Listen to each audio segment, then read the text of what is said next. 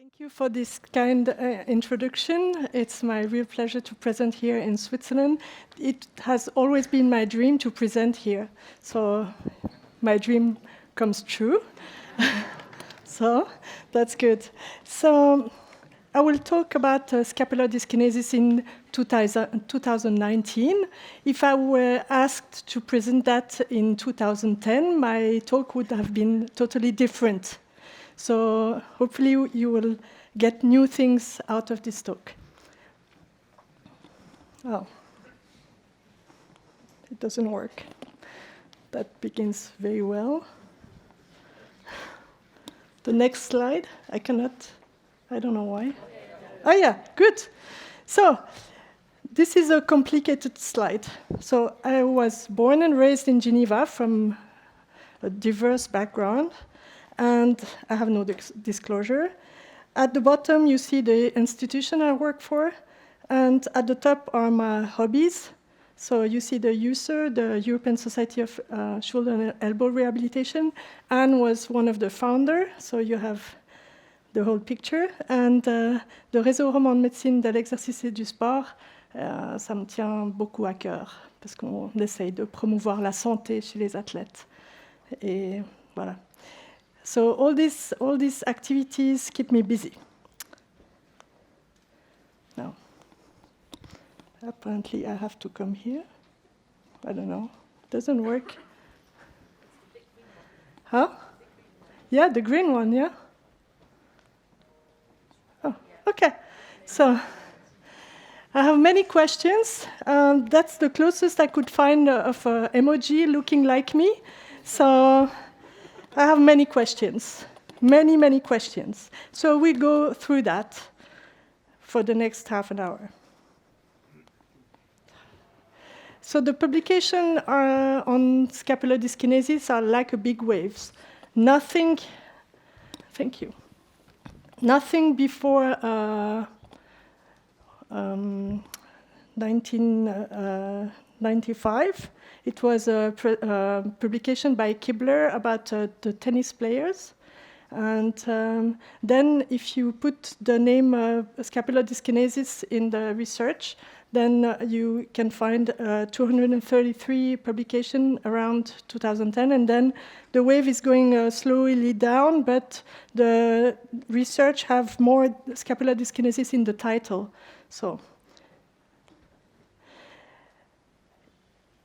So that's the definition given by the Kibler, the Scapular Summit in 2010. So scapular dyskinesis is an alteration of the normal position or motion. So normal, what is normal? We will go through this. And I was very enthusiastic in 2013 at the Scapular Masterclass. And Manchester is a great city. So thank you, Jan. So we all know this. So I guess I won't go. So when you observe a scapular dyskinesis, you can see all kinds of patterns. Please don't tweet that because there are patients there. So, well, you can see all kinds of abnormal movement, what seems abnormal, but maybe it's just compensation for sports or activity. So we don't know. It's frequent, yes, a bit too frequent. Like you can see it in many pathologies, but you can see it in overhead sport, in non-overhead sports, and also 52.9% in healthy individuals. So again, what is normal? About prevalence, the problem here is that 61% of overhead athletes had scapular dyskinesis. But when you look at the sports that were included in the studies, maybe some of them were left out. And sometimes if you look at the Olympic sports, then you could see that diving is not overhead, because it's not overhead throwing, but still they are in this position. And you could argue that maybe golf has a part, although they throw underhead, but then they have to finish overhead. So you could argue a lot what is a overhead sport and not, and that was the discussion we had yesterday when we worked on the consensus, and this is really important. So where you read articles about overhead athletes and not overhead athletes, please just be critical about this aspect. How to assess it? I think it was well described in the literature, and usually you observe from behind and you put weights or not on the hands to see more, and you ask X many repetition. It varies, and you can do the scapular assistant test and the scapular retraction test, scapular assistance test, where you assist the upward rotation of the scapula.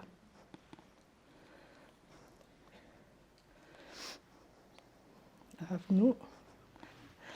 But this is a very interesting study. If you take half of individuals with shoulder pain and 68 healthy control, and you base your scapular dyskinesis yes or no on observation, you can see that unblinded, the physiotherapist who knew there was a pain in the shoulder diagnosed much more scapular dyskinesis than the one who didn't know what was it, if the patient was in the control or the pain category. So that means that we are so biased with our observation, so you have to be careful about that. You have to if you want to see one, you will see one, I'm sure. Let's be honest, I have seen many that are maybe not relevant, but I wanted badly to see them. So, and the variations on assessment, this is a systematic study with 12 studies were included, and there were 12 different ways to assess, from weights from 1 kilo to 3 kilos, 20 repetition, 3 repetition, and the classification was not the same, like it was classified in maybe yes or no, or type 1, 2, 3, or it was really different. They used video. Sometimes they did something clever. They used video and they asked somebody else who was not involved in the study to assess them, so that was good, but it varies a lot. So is it a risk factor for injury? We don't know. And this is a study by Philipp Struff. And you see he recruited 196 participants, and only 113 ended up, and finally with the follow-up, that's always difficult to have for longitudinal studies to have them complete the whole thing. And they found that 52 of them had glenohumeral anterior translation more, and also a bit of scapular translation, but also in the control. And the conclusion was unconclusive, so it doesn't help. So the risk factor for injury, it was a lot cited. One of the 3 factors for injury were classically the lack of strength in ER, the Gard, so the glenohumeral internal rotation deficit, and also the scapular dyskinesis. And one is this one. It increased 43%. So let's see. So the devil is in the details. If you look at this study carefully, and Anne did a nice editorial back then about this article, and you can see that it's not so clear. So you should be aware of the headlines that are like that, because sometimes it's not so straightforward. I don't say it's all wrong. I just say, well, maybe it's has to take with caution. Okay. And this these two studies by a Norwegian team, it was interesting because in 2014 they identified three risk factors, and then a few years later they tried to study that again, and they couldn't confirm. So it's very good that some teams are keeping on their research and are humble enough to say that well, it could not be confirmed, and that's very good. That's very useful. And about LOT, you heard Merete this morning, so I'm not talking about that again, but it's interesting to see that the association between scapular dyskinesis and load is important. And if you have a scapular dyskinesis and you add load to the shoulder, then you will get some trouble. So is it a cause or consequences? It's the chicken and the egg, so it's always difficult to tell. Is it an adaptation to the sports? So in this case, should we treat asymptomatic athletes or not? That's a question, again. And I'm doing that now a little digression about some points I want to make, because for one period of time, it was all about scapula. And then on Twitter, you saw another team coming up all about cuff. And scapula was rubbish. So we have this kind of arguments over social media. Social media are sometimes good, sometimes not so good, but at least it's a discussion. So some misconception. You know this movie? No? Look at who are the three guys? Huh? Yeah, that's a strong guy. And that's an ugly one, yeah? Okay? And sometimes we need a bad guy and a good guy, okay? So we tend to say, well, this is a bad muscle, this is a good muscle, and there isn't such a thing. I think at the end, it's just a movie, no? So you cannot put some categorized muscles in good and bad. But when I was taught in physiotherapy, the deltoid was the bad guy. So we should avoid deltoid by all means. And that's not true, okay? So I'm going back to this slide because I like it very much.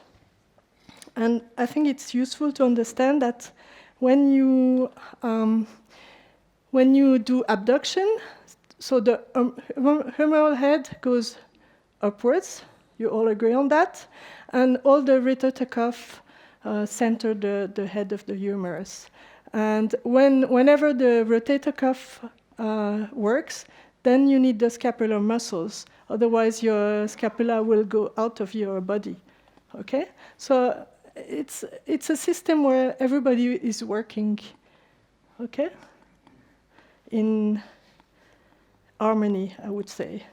And again, when I was taught physiotherapy in the 80s, I've learned that supraspinatus was doing all the first part of the abduction, and this is so wrong. So, and how could a test as the job only test the supraspinatus? This is also so wrong.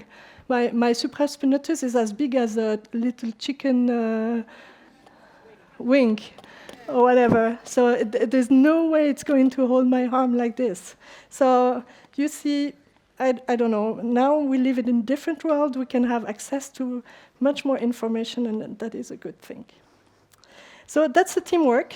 You cannot win a game alone, okay? So you all agree on that, I guess. So that was my digression about cuff and scapula. So I return to the scapula. Should we treat it? Well, I think we should go on with these programs and prevent it. Yes, you can take pictures. That's really important, especially with young athletes. You should include push for prevention programs. So what is a normal movement? Okay, these are probably, I took some players. Maybe you know some of them. And the last one, Tsitsipas, okay? You could argue about his style, yeah? When you look at this, and still, he won the Masters. So, that's not a bad movement. Would you correct him or not, or leave him play? I would leave him play. So we don't know. Again, this definition of a normal movement, it's difficult to be certain it's a normal movement, okay? The shoulder symptom modification procedure,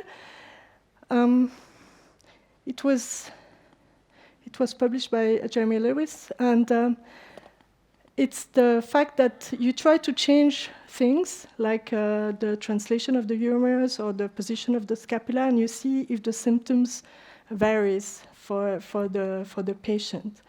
And I think when a patient comes to you and you try to understand what's going on, I think it's good to try and find maybe some explanation. It's not all the explanation, but some explanation about what's going on, and that could be useful for the patient, useful for the therapist.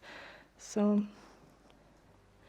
and then can we treat it? So this has been a great inspiration for me, this algorithm, because it's really straightforward. It's really simple as good, yeah. And because it goes from lack of tissue flexibility and a lack of muscle performance, and you can go down this path and find exercise that suits to your patient. So that's really a good way to organize your treatments. So these exercises are really helpful too, because it creates a condition where little by little the pain will decrease, because they are very slow, controlled movement. And in this first stage of irritability, then you need a simple exercise. You don't need fancy one with a lot of movement, because the patient could not do them. So you have to start with simple exercise that will load progressively the cuff and the scapular muscles. And also you have not to forget that the glutes and the whole body plays a role in the scapular positioning and the shoulder. So you have to use the kinetic chain and this organization of the muscles together, working together to improve the work of the scapula and the humerus. Please not tweet that. Some patient with scapular dyskinesis, and in this case it was MDI, also instability. You have to look down the chain. Could you play the video, please? So you can see it's the right shoulder. So it's really difficult.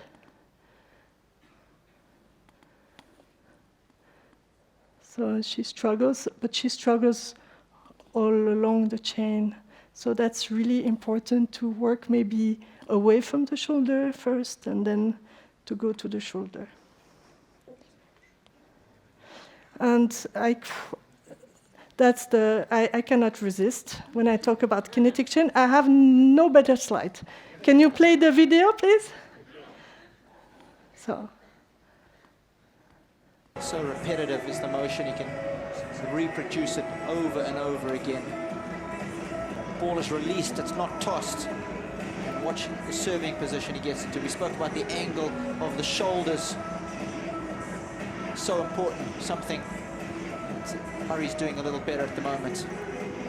Dahl's doing a lot better at the moment. Lovely knee bend there as well.